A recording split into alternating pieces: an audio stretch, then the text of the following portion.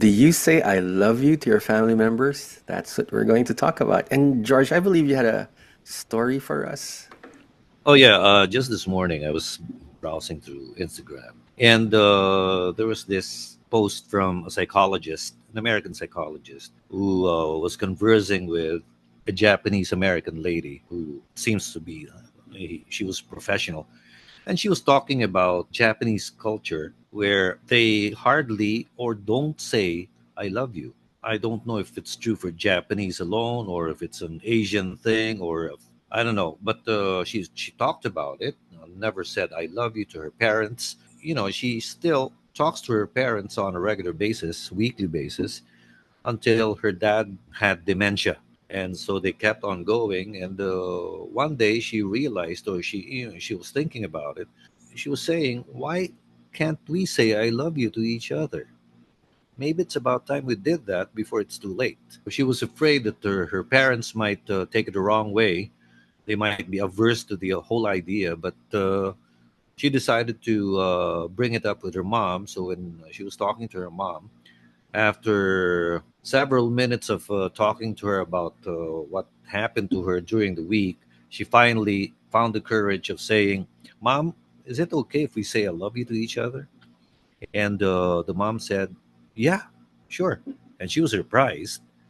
And finally, when they were about to say goodbye, she said, "I love you." And her mom said, "I love you too." Then normally, her mom passes it on to her dad, even if he has dementia.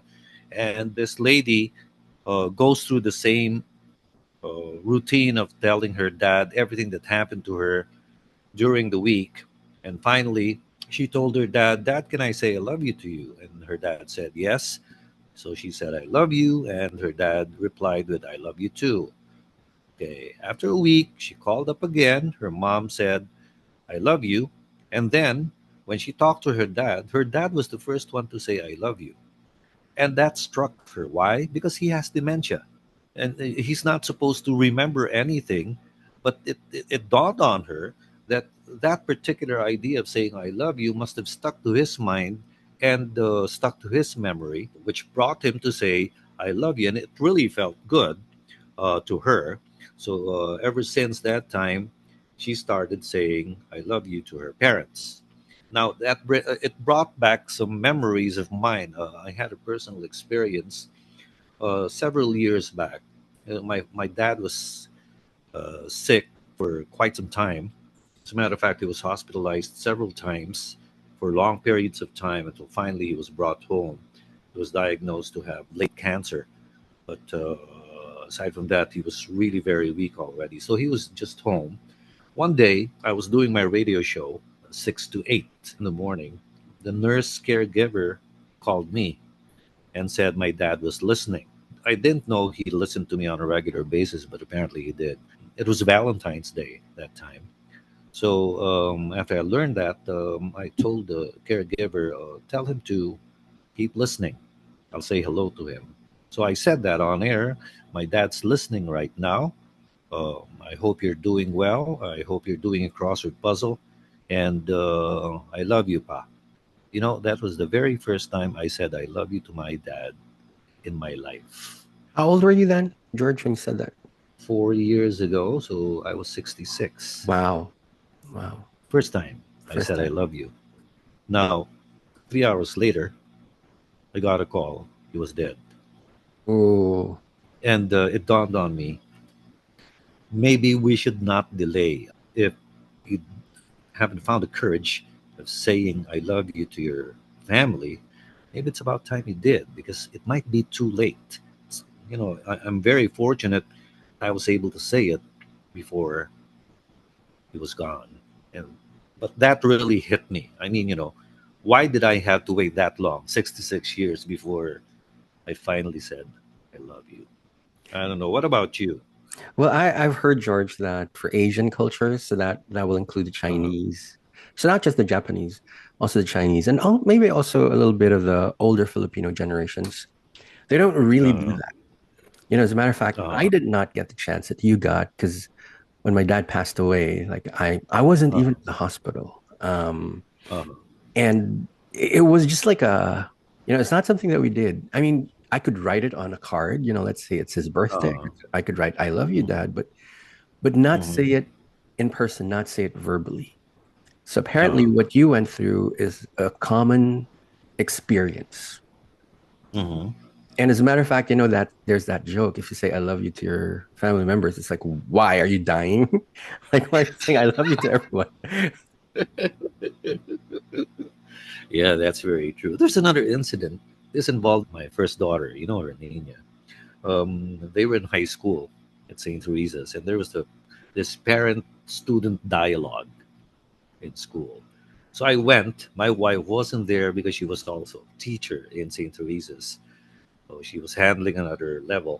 So I went. So there was a dialogue. It centered around showing love or showing affection to your daughters and showing affection to your parents. That stuff, right? It's not just the I love you, but being physical, hugging, etc., etc. Then my daughter stood up, went to the microphone, and said, "How can you expect us to do that if our parents don't do that to us?" Oh, wow. How did you feel, And then George, she when you cried. heard And then she cried. that? How did you And then feel? of course, I don't know. I just felt so cold. And then my seatmate nudged me. I think she's talking about you. So I didn't have a choice but to take the microphone and respond. And I said, unfortunately, I come from a family which is not demonstrative. We don't do it. We don't say it. We just show it. We just feel it. But we never got around. I mean, I'll have to admit it. I've never hugged my late mom until her last days. I don't think I've ever hugged my siblings. I don't think we've ever said Mm, "I love you" to each other. mm. So that's it. So that was my situation, and I had to explain it to my daughter that time. But it helped because somehow made it easier for me to say "I love you" after that. Oh, As a matter of fact, it was easier for me to say "I love you" to my son, my only son, than my yeah. two daughters. In fact, whenever we're in the mall before, I used to wrap my arms around my son, my son's shoulder, which I never did to my daughters. At least somehow it had an effect on me. I made that extra effort ever since that time to somehow rectify whatever I didn't do in the past. Again, it's never too late, or it might be too late if you still hold back. That's a lesson I got from that. What about you? Or like you're a boss in a big company. Let's translate that to what you're doing to your employees, to your people. Are you demonstrative? Are you a COA or COA at nonchalant.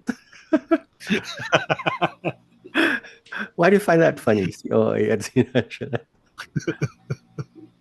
No, nonchalant ako, George. Eh.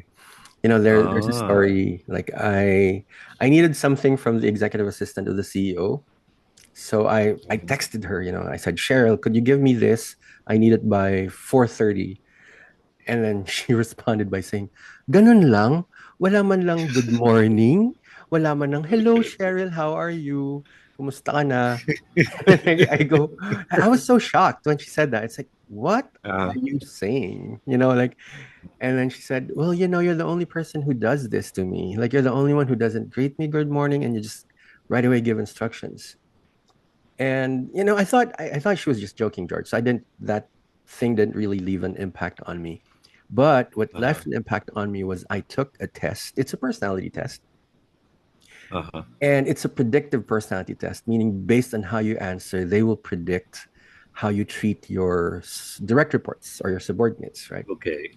And Uh-huh. the report said, "Oh, you're typically very cold. You're not affectionate, and it's all business for you." And then when I saw Mm-hmm. that report, I went, "No, this can't be true." Like I think I lavish my people with praise, and so Mm-hmm. hey, I had the humility to ask them, and I said, "Hey, is it true? Is this report true that I am cold to you?" And then Mhm. they said, "Yeah, of course. You've always been very cold." It was like, what? But you were So never like that when I was under you. I mean, when I no, was you're working never with under you. me. Like, so you're my consultant. You were someone that we asked to come over to help us with things. But and then, I was so surprised because, one of my direct reports said, "Yeah, do you know how when you give instructions, it's just that. Like you'd write an email with just the instructions. And sometimes when they do a really good job, it's like I don't notice. Uh-huh. They said there are You two you types. don't you don't give praises. Yeah. And that's a little bit complicated because there are two types of leaders. One type of leader will praise you for the smallest things. Right. And there's Uh-huh. a type of leader who you have to create a miracle in order to get them to Mhm. say, "Hey, good job."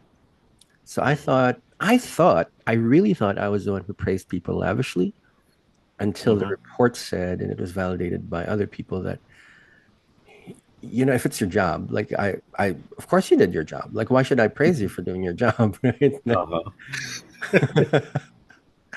So apparently so going back to your question, George, I think the fact that in the family you weren't that showy, it Uh-huh. translated to me becoming si nonchalant pagdating sa Uh-huh. office.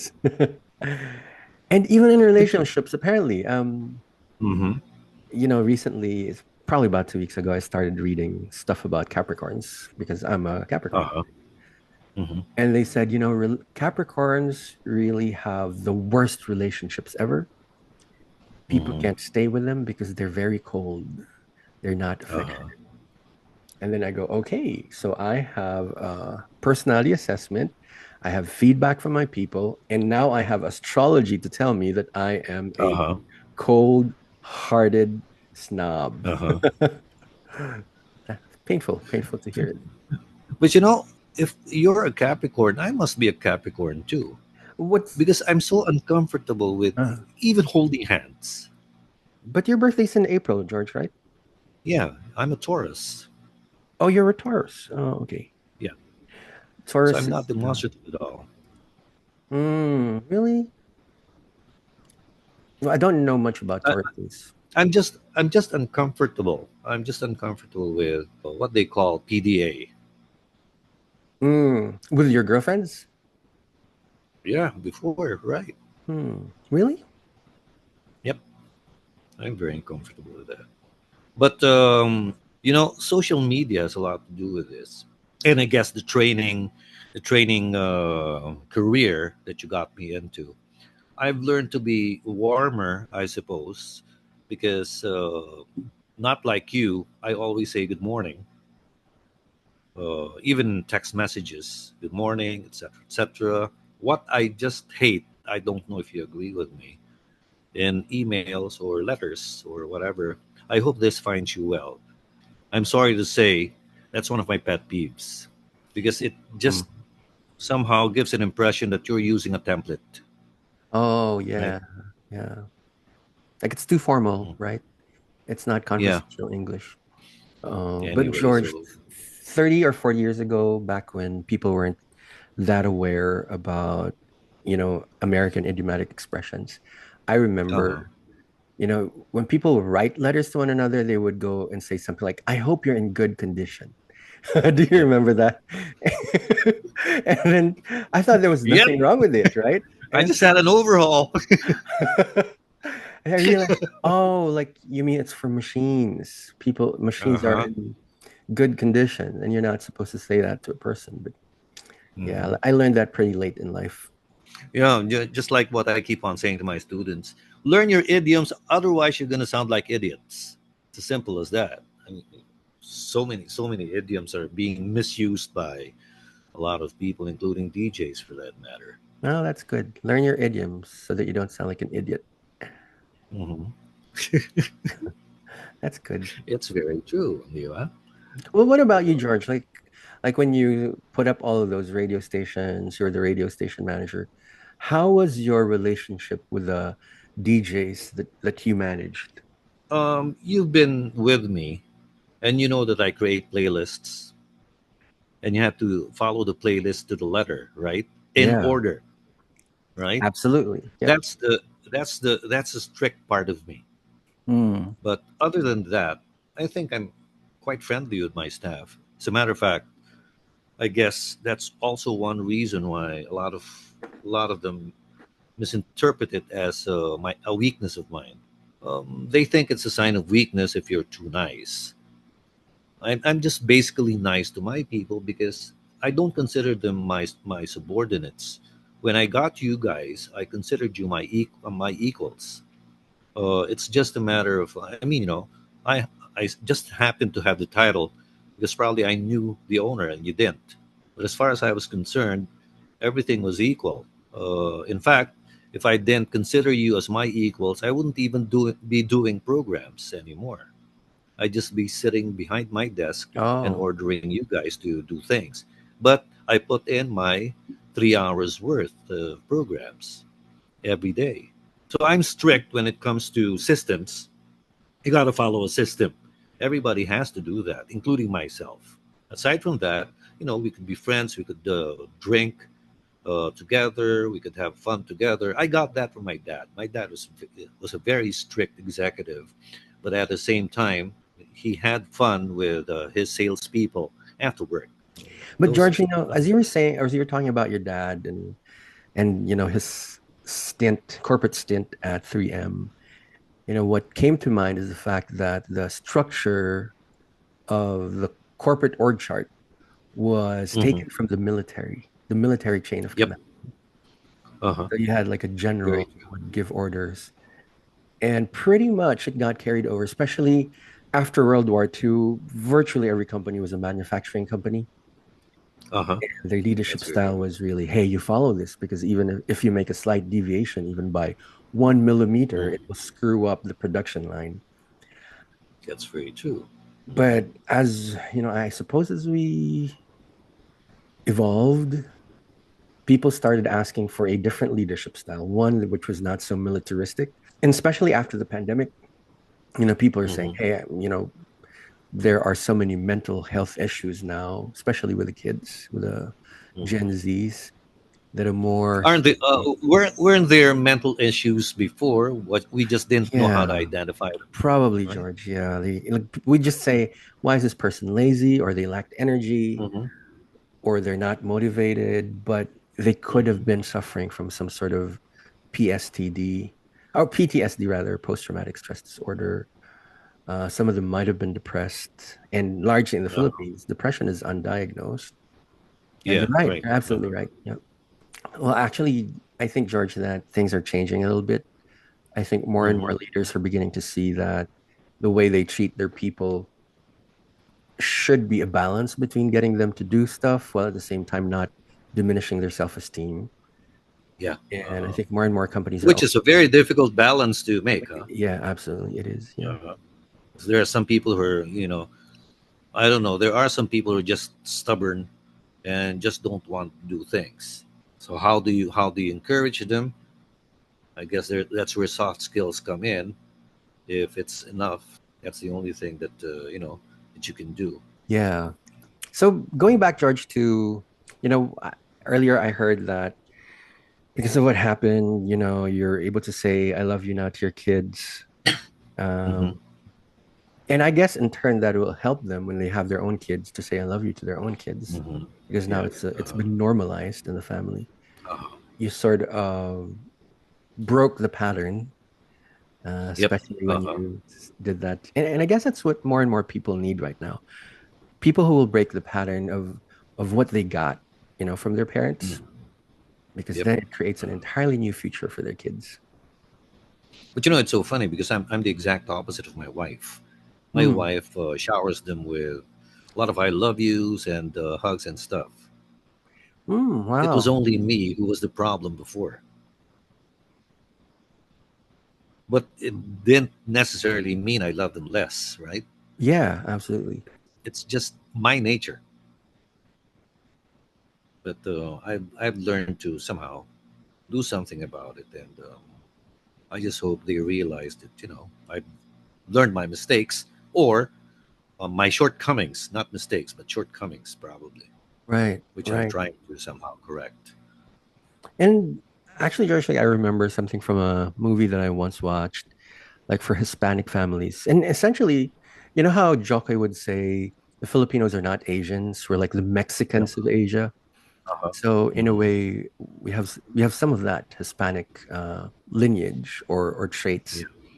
And one thing that they noticed is that the Hispanic culture is very manly, meaning Yeah. if you're a man, The macho thing, right? macho, yeah, absolutely. You don't cry, Uh-huh.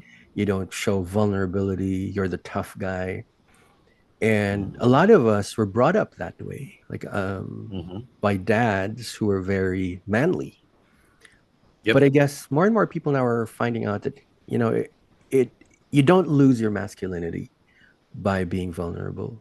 As a matter of Very fact, true. probably Very makes them a better father. Very true. So just like before, if you want to get in touch with George for any of the training programs that he runs, like he runs just about any topic. Like he has had decades of experience and wisdom, and here's how to get in touch with him. Just take a look at the contact information.